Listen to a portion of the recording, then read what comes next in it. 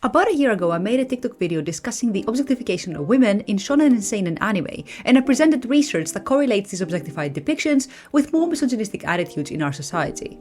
A lot of comments on that video counter-argued that shoujo objectifies men back, and that it's only natural for its demographic of manga to depict the opposite sex in a sexualized manner.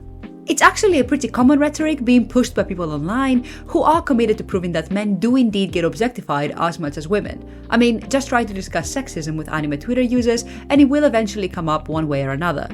This made me wonder if people actually understand what objectification means, and also it made me want to investigate whether male shoujo characters are indeed treated the same way as female shonen characters. This debate was particularly interesting to me because for the longest time I was an anime-only consumer, and after I started reading more manga, I actually had more access to shoujo material because, unfortunately, the majority of anime promoted are shonen. Well, which is sad, but after I started reading manga of shonen and shoujo demographics, I actually felt more equipped to, critique both sides and see the flaws and the strengths that either demographic can offer. So this is the question that I sought to answer in this video. To what extent are shoujo boys sexually objectified? The first part of this video will be dedicated in defining objectification and how it can affect men based on the existing research. I apologize that this section is so long, but I really wanted to elaborate on what studies have been showing us about this issue. By the way, my sources are listed in the description below, as always. But if you only want to hear the shoujo relevant discussion, you are welcome to skip to the second part, which will analyze the average shoujo boy and whether shoujo artists objectify men as much as shonen ones objectify women. I do encourage you to listen to both parts as they are interrelated, and the first part is important in giving context and definitions for objectification theory, but alas, you can do what you want, of course. Without further ado, let's begin our discussion. Quick trigger warning for mentions of SA and eating disorders, nothing detailed, but I think it's important to let you know. Section 1. Objectification theory and the gender binary. Initially proposed by Barbara Fredrick and Tommy Ann Roberts in 1997, objectification theory seeks to establish sexual objectification as a form of gender oppression for women.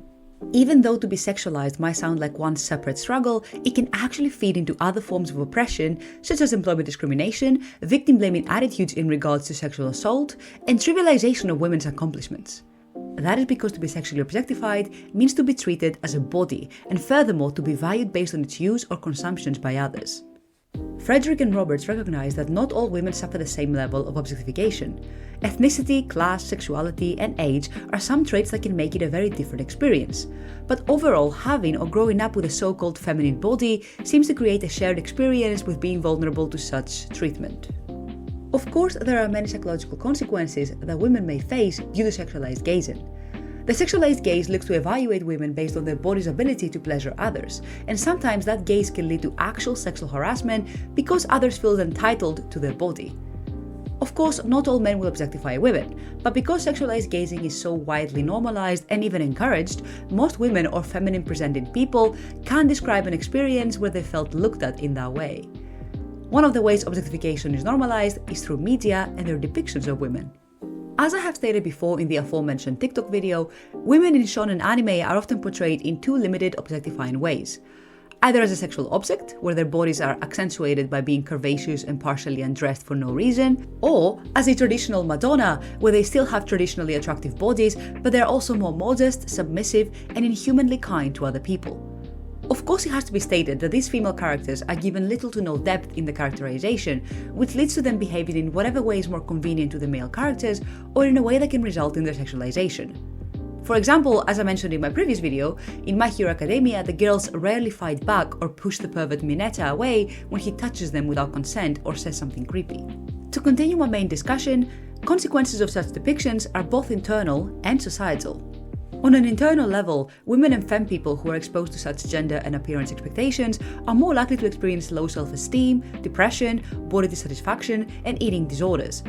This psychologically damaging process is named self-objectification, as they internalize the sexualized gaze and even impose it on themselves by body checking and changing their appearance due to body shame. As you can imagine, this has a long-lasting impact on how they behave in their everyday lives. On a societal level, such objectified depictions can enhance ambivalent sexism. According to this theory, sexist attitudes against women are benevolent and hostile. Benevolent sexism tends to be reflected in paternalistic attitudes where women are more politely encouraged to idealize traditional feminine roles, which limits them to being submissive secondaries to men. Hostile sexism can be louder and more violent, as it manifests in antipathy against women who go against the aforementioned traditional gender assignments. Together, they embody patriarchal oppression. In the end, both the overly sexualized female character and the fan-favorite humble waifu are considered subordinate to the male character and promote sexist attitudes. Sexist attitudes can in turn lead to gender discrimination, victim-blaming attitudes against women or men when they are SA survivors, and on an even more macroscopic level, it perpetuates homophobia and gender-critical rhetoric. But since this theory was initially applied to study women's lived experiences, what results do we yield when the theory is applied to men's experiences? Researchers who study the effects of objectification in both men and women have generally agreed that men are not objectified as much as women. This observation is based on how much more common and intense the objectification of women is across media, including entertainment media, art, literature, as well as advertisement. Nevertheless, men still get objectified in certain contexts, and even though it's not as common, the effects have to be studied. The type of media that tend to most frequently portray the male figure as an object are advertisements. Of course, advertised characters are not given much internal exploration, and their appearance is utilized to grab the audience's attention, therefore being used as an object. That is not surprising, as advertisement fuels and is fueled by consumerism. Increasing consumerism is achieved by proving to the audience that they need the product or service advertised. And one of the most effective ways to do this is creating body dissatisfaction. In a similar way, mainstream entertainment that relies on reaching a wider audience to make profit tends to portray male characters with an idealistic body type that does not reflect the average male. You probably know what kind of body that looks like: a mesomorphic muscular man with chiseled and sharp features. Video games, TV shows, comics, and even books compose that appearance for the main character in order to sell the self-insert dream of looking like that to young boys. Indeed, objectified male figures can significantly reduce the male or masc-presenting population's self-esteem and confidence. When men internalize the objectification, they may experience depression, body dysmorphia, sexual dysfunction, and eating disorders. In fact, the most common manifestation is exercising for the sake of achieving or maintaining an acceptable physique, while not particularly enjoying it or being motivated by the actual health benefits. The same applies to eating habits, as they report developing a form of orthorexia, eating foods they believe will enhance their external physique instead of balanced foods that they can both enjoy and benefit from. If you're listening to this and it sounds like your workout or eating habits, please remember that there is a thin line between discipline and a disorder that is fueled by body shame. Healthy habits are strengthened by mental well-being, not pressurized by self-loathing. So please talk to someone if that sounds like you. So we can see that the internal consequences of objectification can be the same for women, men, femme, or masc-presenting people. If you've been affected by objectification and lookism enforced in the media around you, your emotional and psychological disturbance is valid and justified.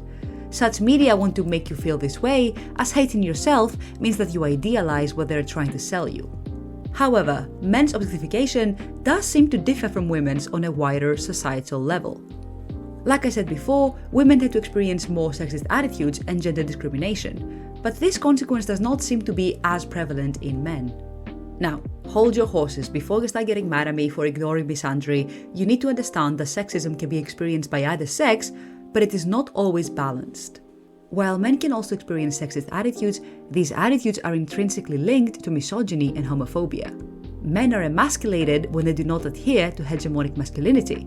Hegemonic masculinity is a set of ideals that do not actually reflect the average male population, because it relies on the debunked presumption that the male and female sex are born to fulfill specific roles. Its main purpose is maintaining the subordination masculinity has imposed on femininity and lesser valued masculinities, such as the ones expressed by ethnic minorities and diverse sexualities.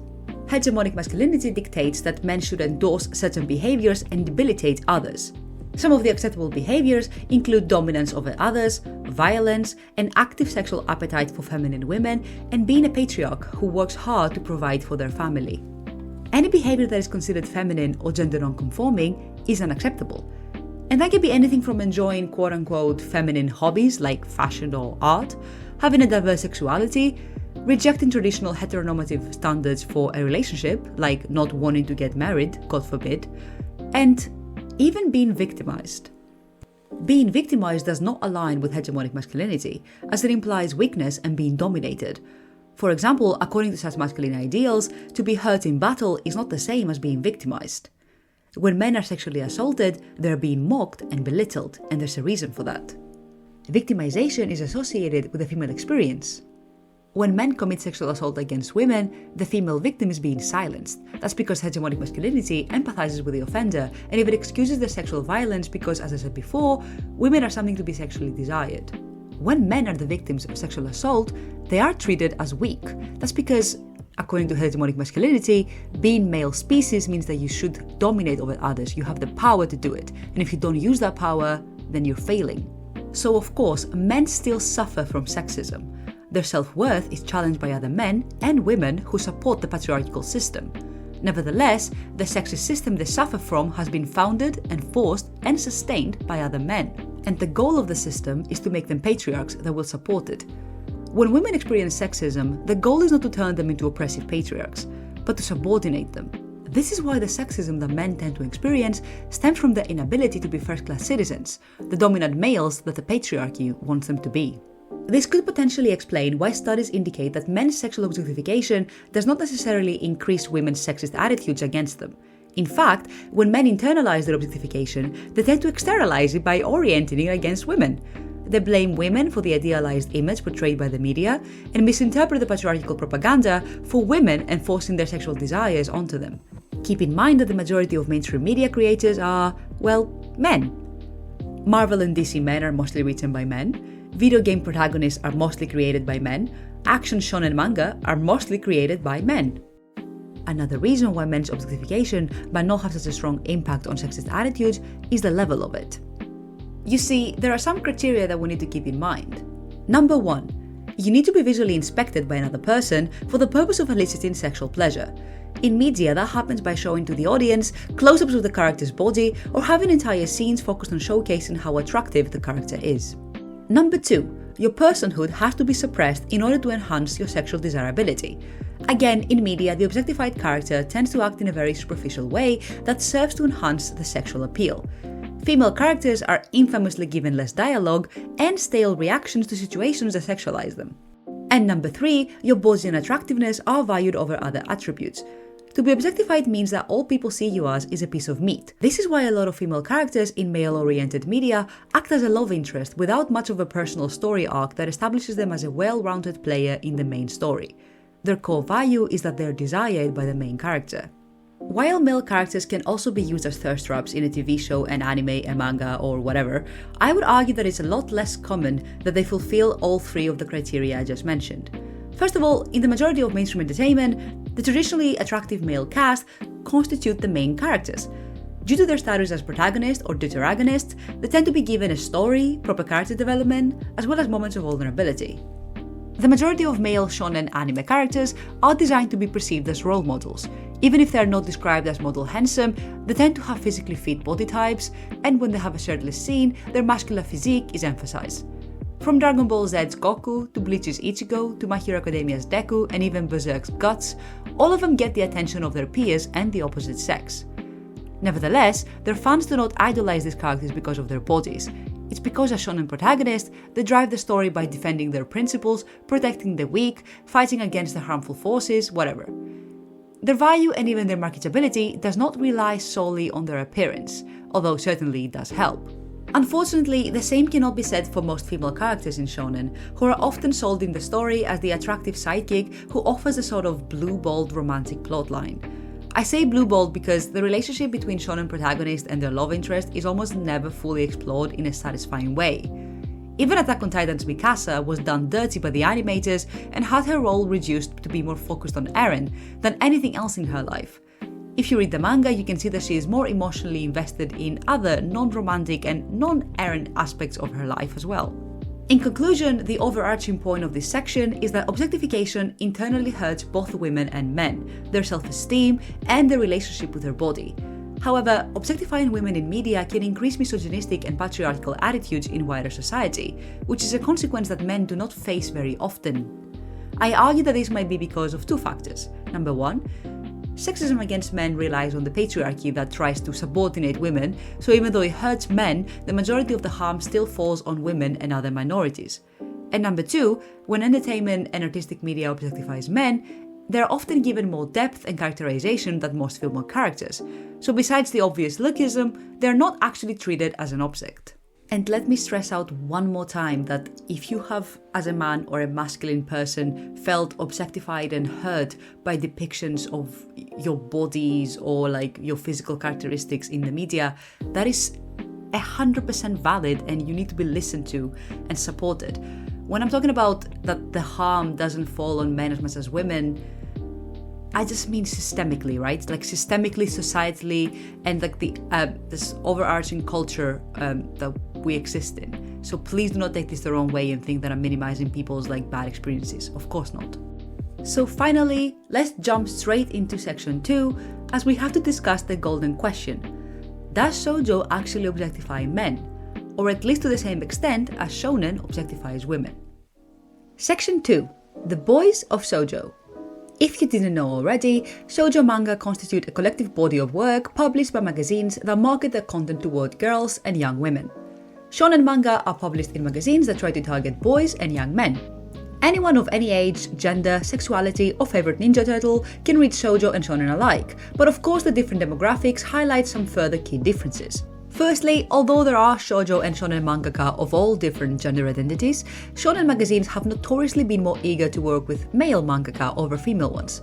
Believe it or not, the manga industry only started collaborating with female artists after they realized that women had consumeristic power after World War II. From a business perspective, publishers accepted that female writers would be better equipped at writing stories that touch the hearts of young girls.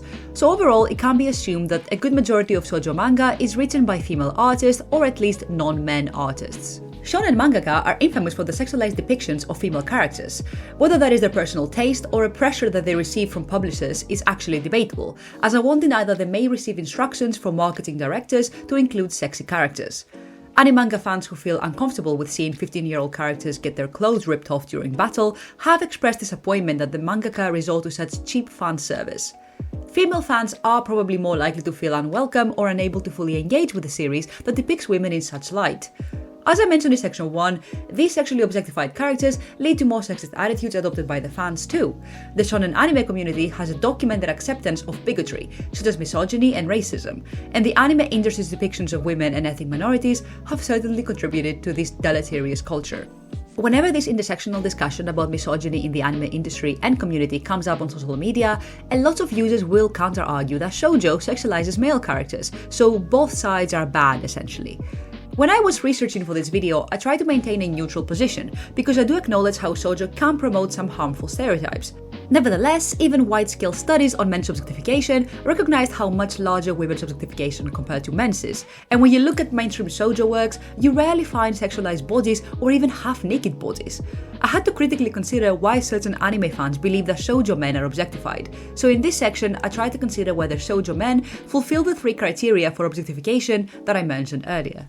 But before we start, I want to make it clear that I will not address inherently sexualized manga or anime such as ero manga and yaoi, also known as hentai in the West. The reason why I won't address these is because they're not meant to be consumed by the mainstream population, and they're inherently pornographic. Yaoi is equally objectifying to heterosexual hentai, so comparing them has no purpose as the same arguments apply. However, a few people might want me to address BL, which has been accused of fetishizing gay men. I'm actually totally open to this discussion, and I have a video on it, so please go check it out. All in all, in this video I will discuss mainstream shoujo and how it compares to shonen objectification. You know, My Hero Academia compared to Fruits Basket, Demon Slayer compared to Yona of the Dawn, Bunny Girl Senpai compared to Kaichu wa Maid-sama, you know, that kind of animanga. So without further ado, let's start by discussing whether shoujo men are visually inspected by another person for the purpose of eliciting sexual pleasure. Since shoujo is marketed with primarily young girls in mind, there is little to no explicit content depicted in its story. Nudity is rare, and if portrayed, it tends to be done subtly and artistically, showing the body in its natural form rather than exaggerating specific body parts associated with sexual attraction. For example, take a look at these manga panels from Mars, where the main characters Rei and Kira first make love to each other. Even though it's a love scene, neither character is used to arouse the reader, and we get a very beautiful and sincere portrayal of 2 people in bed. The way the panels are structured and choreographed differs from styles you find in hentai. I'm not going to include any examples, but if you have read any kind of erotic manga, you know how these scenes usually are approached. It is a little bit more common to see the characters shirtless, especially if they're men. This is not surprising, as men's torsos are not considered explicit, and it is an easy way to exude a mild form of sexiness that could excite young readers. So yes, there is a potential that showing the shoujo boys shirtless can sometimes be objectifying depending on the context. However, I would laugh out loud if a shonen fan claimed that shirtless men are an issue in shoujo. Shonen animanga not only includes scantily clothed women whose chest and bums are almost always accentuated, but they are also not afraid to show their male characters half naked. That's because the main issue is not the shirtlessness. It is the reaction of the manga panels or anime scenes are trying to draw from the audience. I will admit that in romance manga, a shirtless character might be more likely to be portrayed as alluring rather than just shirtless for a reason. In Maid-sama, Usui is shown with his shirt unbuttoned after jumping in the swimming pool. This does make sense, as he would have wanted to take off his wet clothes, but let's be honest, it is a little bit of fan service for the young readers. In action animanga, shonen or shoujo, male characters are often shown shirtless, but there is rarely a sexual connotation. When Deku becomes shirtless during a fight, we are not meant to watch with pleasure and sensuality, but we are supposed to find him cool because he is a ripped hero punching down bad guys. When Hack from Yona of the Dawn, a shoujo, is seen with bandages all over his bare torso, the tone again is not sexual. There is a reason he is shirtless, and he is mostly portrayed as, a cool main character. Of course, the fans might find Deku or Hack attractive in these scenes, but the artist's intent was not to entice. Now try to think of any shonen action animanga scenes where the half-naked female character is number 1, half-naked for a reason, and number 2, her body is not unnecessarily zoomed in. There is clearly a double standard. But for the sake of the next argument, let's just admit that shoujo does portray the male characters in a very alluring and attractive way. Is that on its own objectifying? Yes and no. Of course, a lot of the male characters are undoubtedly drawn to be attractive and are often treated that way. They are thin, young, and have soft face features that are meant to represent a beautiful human in animanga world. But that's not a shoujo issue, that's an animanga industry issue. Lookism and lack of diversity are present in the majority of animanga, regardless of the demographic and genre. Characters who have bigger bodies, rounder faces, are not likely to be protagonists or even part of the main cast. It's a shame, but it's certainly something that can be used against shoujo specifically. It's an issue of enforcing marketability in art and restricting artists who want to push diverse characters in the industry. But anyway, I will be fair and say that yes, overall, shoujo does portray the male characters in an attractive way, although I do not believe that their portrayal is explicitly sexual. So the first criterion is partially checked. Now, let's move on to the second criterion: is shoujo men's personhood suppressed in order to enhance sexual desirability? Now, this is a tricky one because each work of fiction will be better or worse at giving its cast a proper characterization. I have not read every single shoujo or shonen yet, so doing a perfect comparison would be a lifelong research project. Nevertheless, just looking at a few mainstream works and their characters, we can clearly see that shoujo does not treat the main male cast as extras. First of all, mainstream shonen does not include too many women in its male cast, unless it's a harem of course, but shoujo is more likely to actively include any gender. Fruits Basket and Yona of the Dawn might appear like reverse harems at first glance, but the more you watch, the more you realize that the characters being mostly male serve the supernatural law of the story. Toru would have never found out the Soma family's secret if the first characters he meets were women. The Somas have to hug the opposite sex in order to be turned into the animal. In addition, the female cast, such as Toru's friends and the female zodiacs, also get their own in-depth explorations and emotional arcs. Please do not disrespect the Furuba girls, especially Hanajima and Uotani. Yona's male friends are the Dragon Warriors, which is a bit traditional, but they all have different powers, personalities, and even masculinities. I really wouldn't call the Dragon Warriors as the epitome of hegemonic masculinity, and they're not Yona's love interests. So please, do not dare to call Yona of the Dawn a reverse harem, because that's not a thing. Other shoujo like Chihayafuru, Revolutionary Girl Utena, Kimi ni Todoke have a pretty fair ratio of male and female characters. When you compare mainstream shoujo men to mainstream shonen women, you can clearly see that more care has been put into their characterization and inner exploration. That's because they tend to be given more agency within the story, and their story arcs are not minimized in order to uplift the main female character. Compare Kyo, the main character and love interest in Fruits Basket, to Uraraka from My Hero Academia or Sakura and Hinata from Naruto. If you have watched all of these shows, you probably know that even the second-rate characters in Fruits Basket like Hatsuharu get more agency and in-depth characterization than those shonen girls. Naturally, not all stories are as well written as Fruits Basket, and they might include a self-insert protagonist with a bunch of male characters chasing after her for no reason. But that can be said for any genre or demographic of animanga, so it's not an argument that you can exclusively use against all shoujo. So the final verdict is no. Shoujo does not suppress all of its male characters' personhood in order to make them into objects, so the second criterion is not fulfilled. Finally, let's assess the third criterion.